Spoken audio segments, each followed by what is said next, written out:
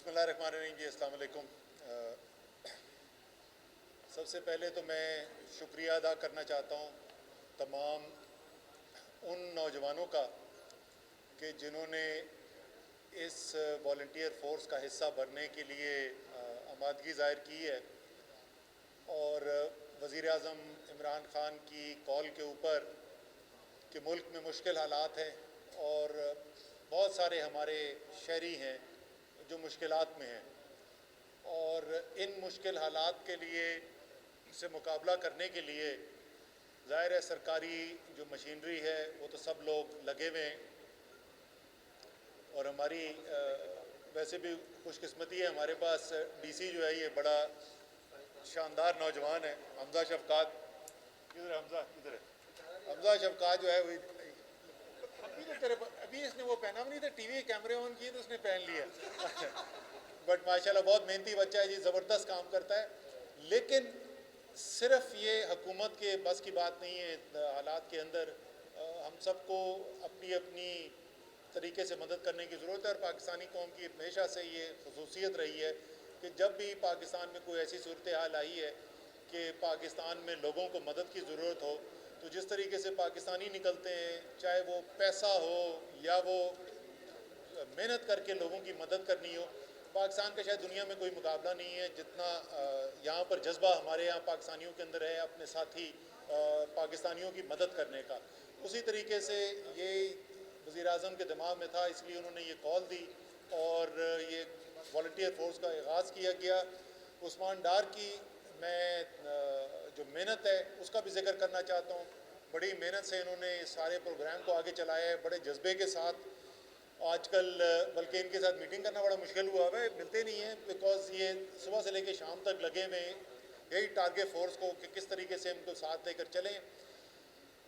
لیکن ساتھ ساتھ عثمان آپ نے یہ بھی خیال رکھنا ہے کہ یہ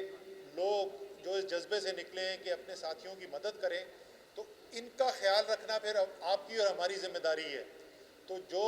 طریقہ کار استعمال کرنا ہے، جو ایس او پی ہونے، جو ان کو مٹیریل چاہیے، جو ٹریننگ چاہیے کہ جس سے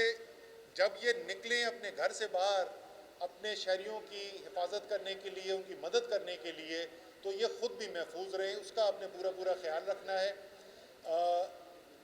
مجھے اس میں کوئی شک نہیں کہ آگے جیسے حالات ہمارے جا رہے ہیں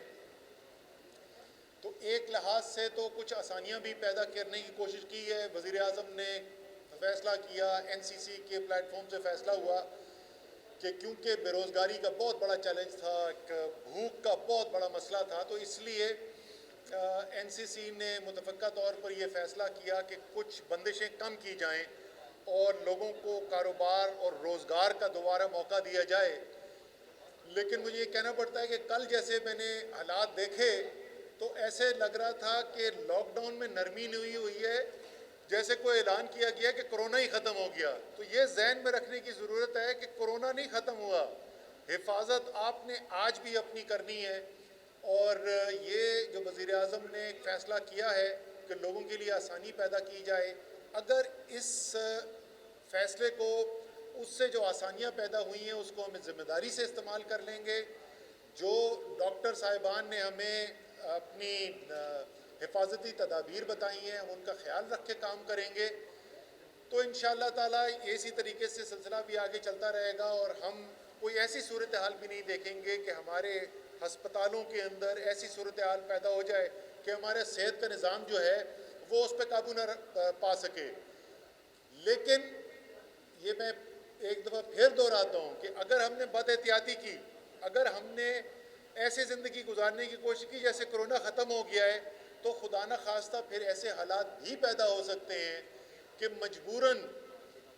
وزیر اعظم کو، حکومت کو، این سی سی کو کوئی اس کے اندر ان کے پاس راستہ ہی نہ رہ جائے سوائے اس کے کہ دوبارہ سے بندشیں دوبارہ بڑھائی جائیں۔ امید ہے کہ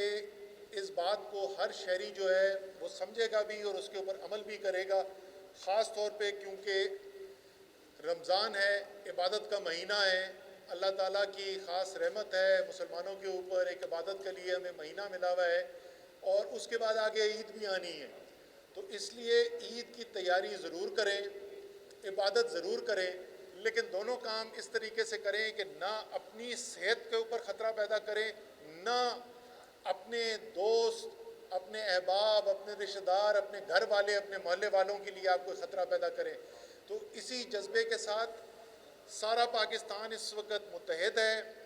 عمران خان وزیر اعظم جو ہیں وہ ذاتی طور پر اس ساری جو